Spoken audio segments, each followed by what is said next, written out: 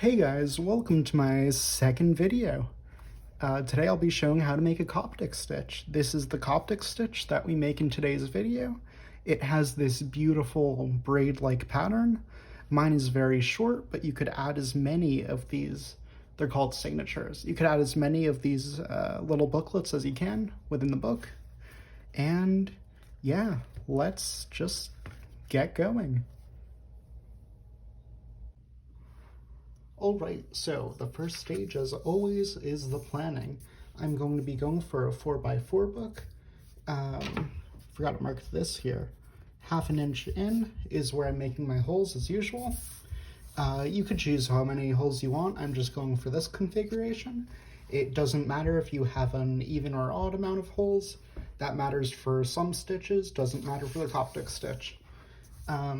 Also, when cutting your pages, remember that these are pages that you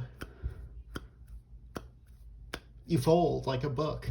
So it's 4 inches plus 4 inches, together making 8 inches. So when you cut your pages, it's actually going to be the size doubled. Yeah. Also, for the height, usually you want the book boards to be slightly bigger than the pages to allow a little bit of wiggle room. So even though it's a square book, I'm actually making the height 3 7/8 of an inch. So like just a little bit shorter.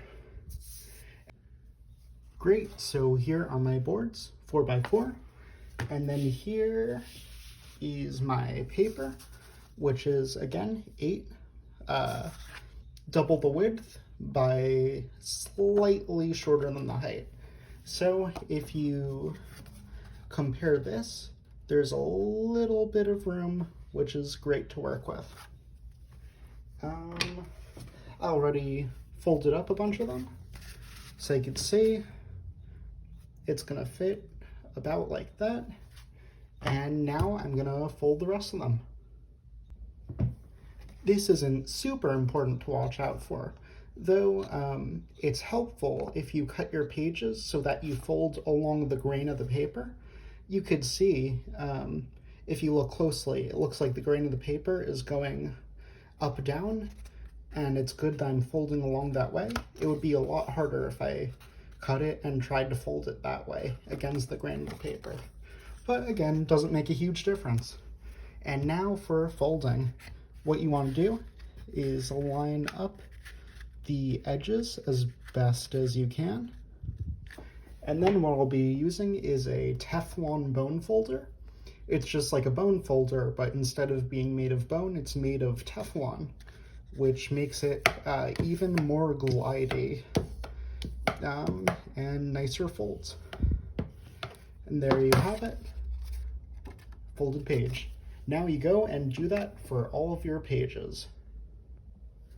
After you fold all your pages, what you do is you put them together in groups of 4 or 5, even 3 if it's really thick paper. These groupings are called signatures, and you're going to be sewing these different signatures together into the book. With the way paper works is the more these you get, the more uneven the edge is. And also the thicker the paper is, the more uneven the edge is going to be. So if you're okay with that, you could just continue. If you're a super perfectionist like me, I'm actually going to take these back to the paper cutter and slice a very thin edge off so it's all super even. That's what I did with these. That's how these ones came out very even, very easy to flip through, and this is still uneven and hard to flip through.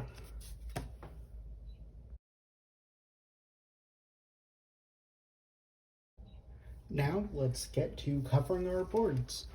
I'm going to be using this really nice decorative paper, though it's actually really thin and you could see a bit of the brown through it. So what I'll be doing is cover my boards in black paper and then cover decorative paper over it, just because I think that looks nice. You definitely do not have to double cover your boards. I'm just doing that because I have really thin decorative paper.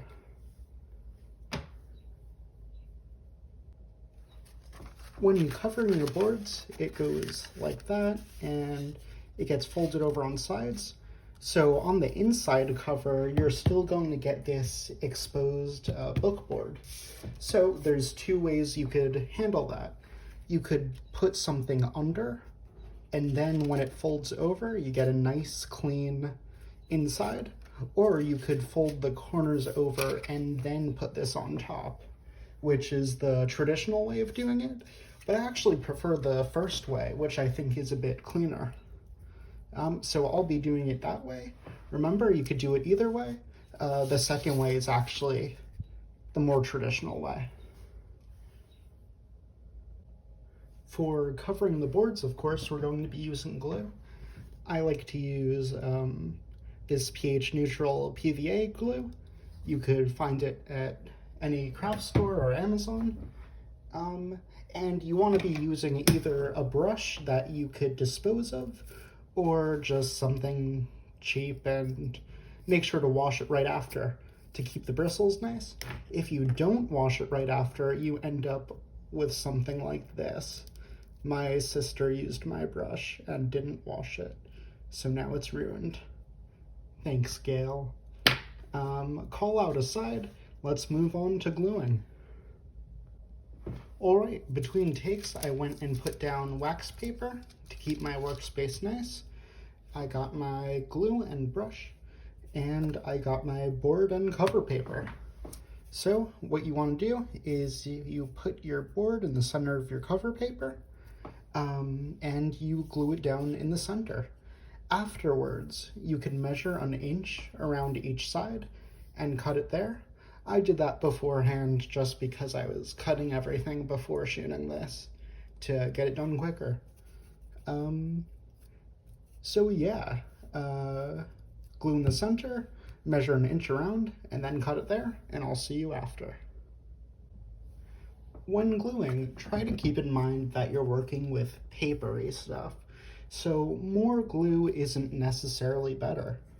I like to use as little glue as I can because that means that it dries faster and also it warps the paper less. So make sure to go all the way up to the sides. I like to go around each side and then make an X in the middle, or just cover the whole thing very lightly. And I'll see you after that. All right, after getting some glue on that, I'm going to put it carefully in the center.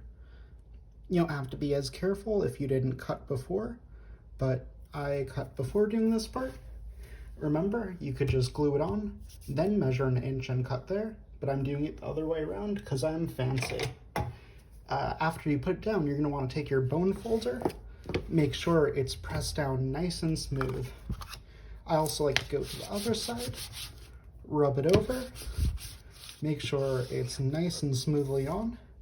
After that, I like to find the edges and just make sure I really have it nice and tightly on the cover.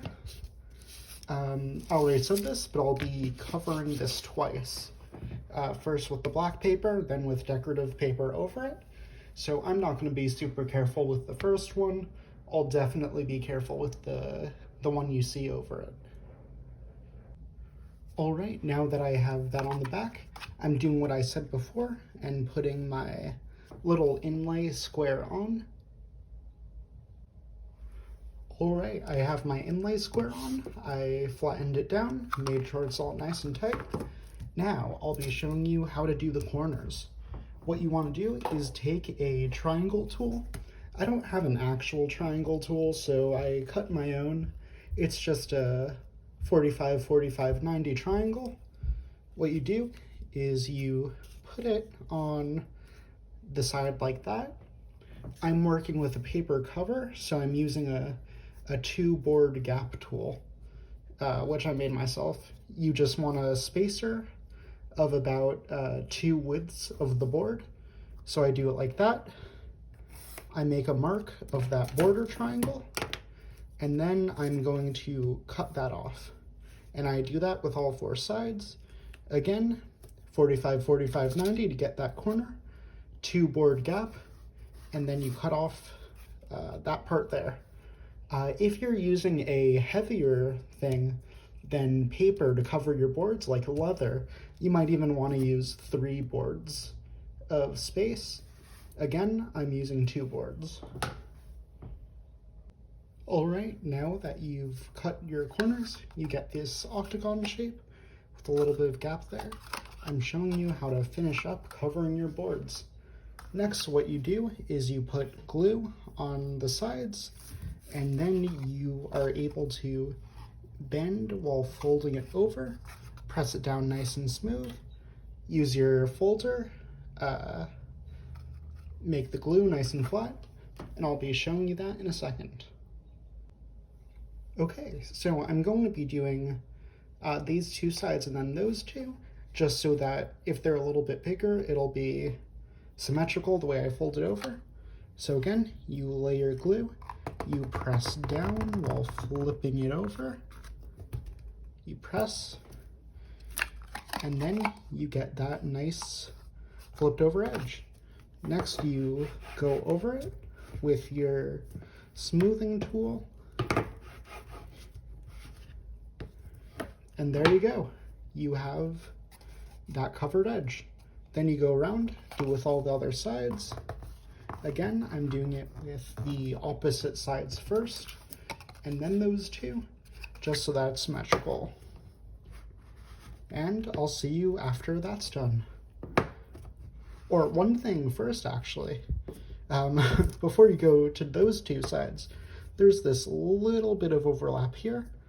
You can use your tool, flatten that out, just so it's a little bit smoother. And now I'll see you after I go and finish my boards. After you're all done with that, you should end up with boards that look like this. Nice and tidy like that. And they're ready for the next step. Again, I'll be double covering these boards, once with this, and then with the decorative paper over it. But yeah, now you're all done with glue, so here's a reminder to go wash your glue brush, or it'll get nasty. I'll see you after I do that, and we'll move on to the next step. Hey guys, I'm back. I've now finished double covering my boards, and I'm super happy with how this came out. The decorative paper over black paper. Now, we'll be moving on back to the paper and making holes. And congrats, you now know how to make book covers.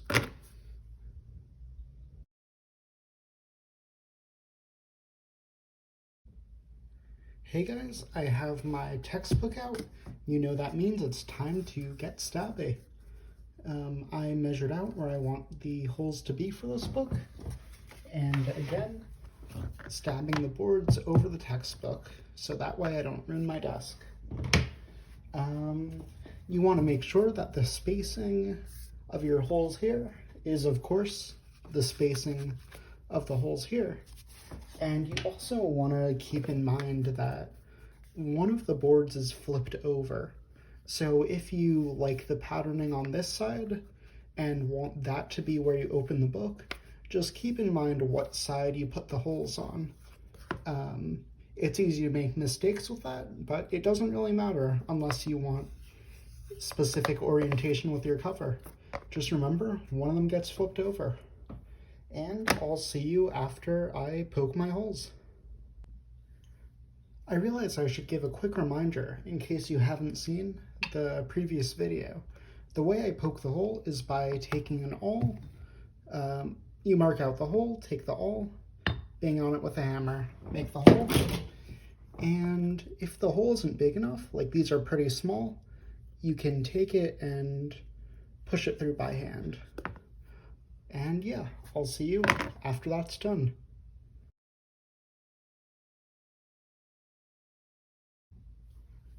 I now have my boards with holes poked into them. Next, mark out holes with the same spacing for your paper. I like to mark it on the inside, so that way I can do it like this. And yeah, you go through, make the holes there. Gonna just quickly do that. Making those holes in all the places that I marked out. And you have it like that. You only have to mark it out on one, because then you could take this top page, put it into the center of your next signature, and use it as a template to mark the same holes there. You go and do that. I'm going to put this back in the original one once I'm all done, and then I'll show you how to get sewing.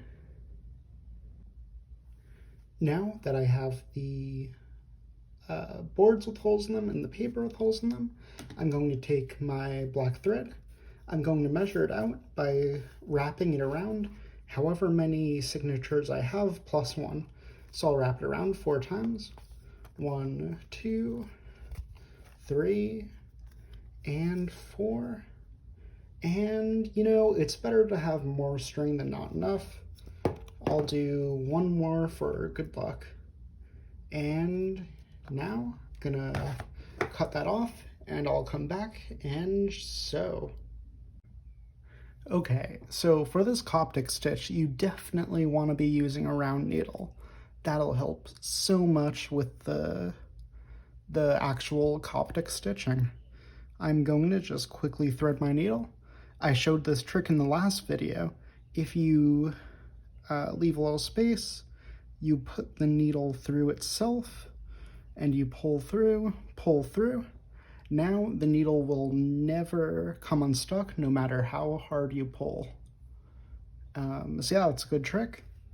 So, Coptic stitch. The way you get started, you take the first signature, and you start inside of it in the first hole. So you go through just like that. You pull through, and at the end right here, I'm going to be tying a little double knot. The way I do that is by making a knot and then another knot in it. So that way it comes out just like a thick double knot.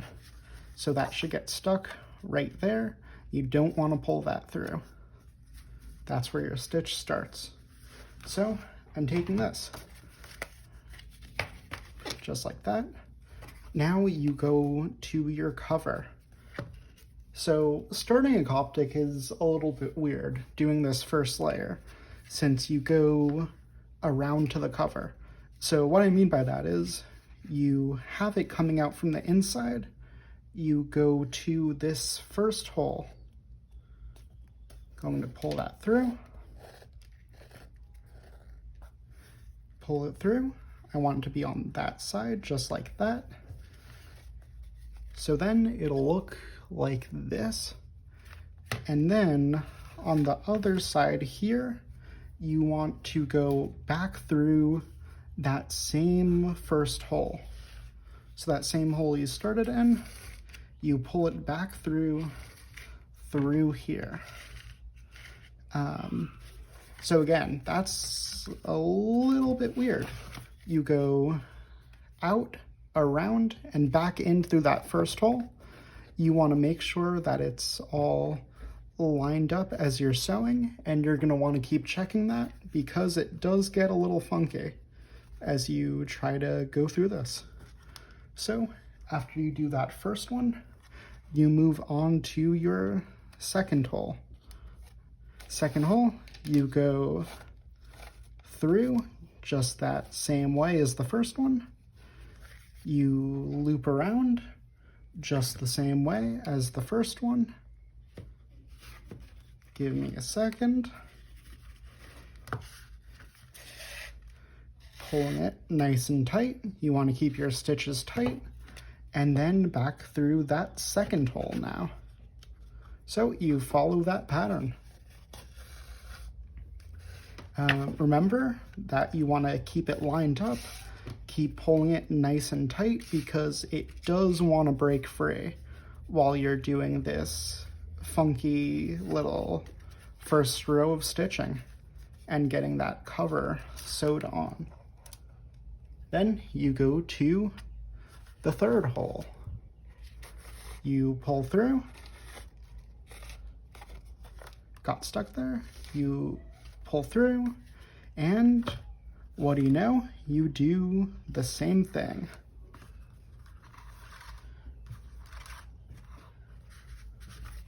Same thing, making sure my stitches are nice and centered, and then back through the third hole.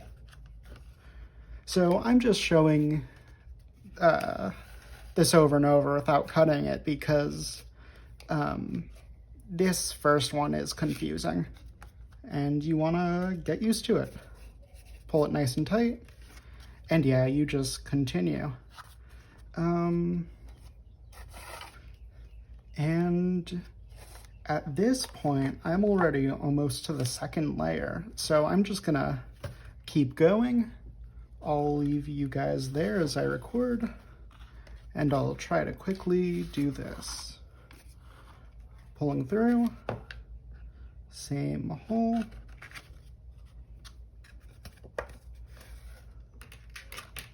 Making sure that I don't accidentally tie knots with all the crazy string looping around. And pulling it nice and tight. And now to the last hole. Pull it through,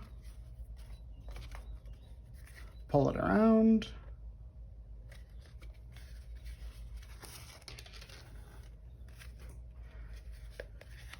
but now you don't go back in. Now you're able to go to your second signature. So you have this, you then take your second one. And now here's where you really get into the Coptic stitch and you get that nice braided pattern. So I'll be there in 1 second. You push it through the first hole here, you go to the second one. And here's where the Coptic stitch comes into play. So what you're doing here is you are using your circular needle to loop around the layer below it. So it's going from there to there. You loop under, 1 second, you loop like that, right under that stitch, and then you get this nice loop here, and then you pull it back through that same hole. So I'm going to be doing that. Again, pulling it through that same hole, and it makes this nice little loop. And that loop is what makes the Coptic stitch look nice. I'm gonna keep doing it. I'll show it again. You loop under the layer below it, and then you pull through, and then you go back through that same hole. If I can manage to get it. There you go. Back through that same hole. So I'm doing only 3 signatures just because I wanted to show how to start, how to do the middle, and how to do the end. If you do more signatures in a Coptic, that's where it gets really good looking and where you're able to have it look like there's braids going up the side. So again, this is a short one, more for demonstration purposes.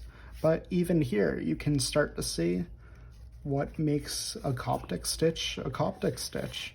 It's the fancy looping that looks like braiding. When you pull through, you always want to go in the same direction. Should have mentioned that before. So here, I'm going right to left. I'm pulling it through that last one there, and then I'm going up to my oh, here. Sorry, I got lost there for a second. So what you do, this last one is a kettle stitch. So what you do is you actually go back around. So then it's like that. So the middle ones get a Coptic-y look, and the edge ones get a kettle stitch-y look. I hope that makes sense. Then on to the next one. Same way that you just put this one on. I'm not going to make you sit here for all of that, so I'll just start recording again when I'm at the next step. See you then. Okay guys, I'm back, and I am now with that layer on, and I'm now up to the cover. So similarly to how the first layer was a little bit weird, the last layer is a little bit weird. So I'm going to be going around right here, sort of just the way we started. You go through around, and then you go back into that top hole, which I've always thought is a little bit strange, since you already have this inside here, but you're actually going back through again. So going back through,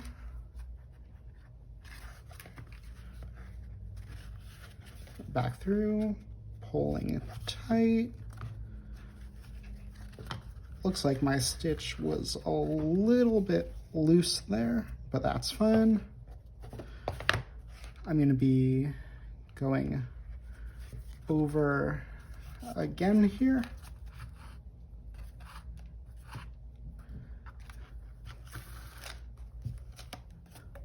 And then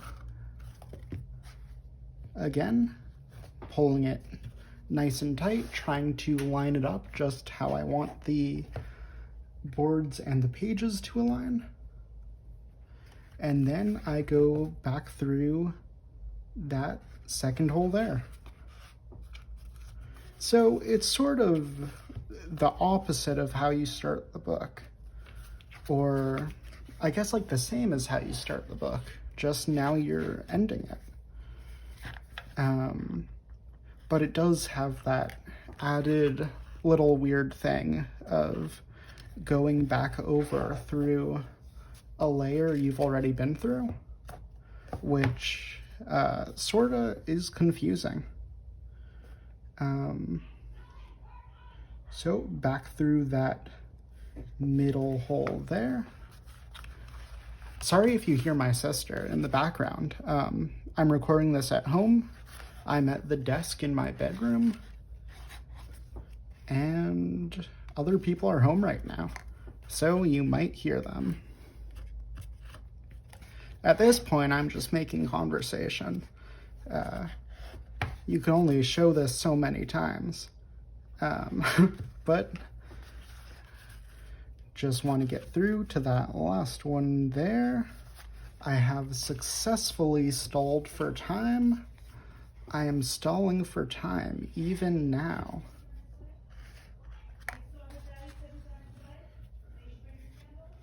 I go through there, and I am right at the end. Now we're just going to be tying it off. I go under there, you get this loop, and then you pull through, and that makes a knot. I like to do 2 knots at the end, always, just to make it even sturdier. And I'll cut that off right there.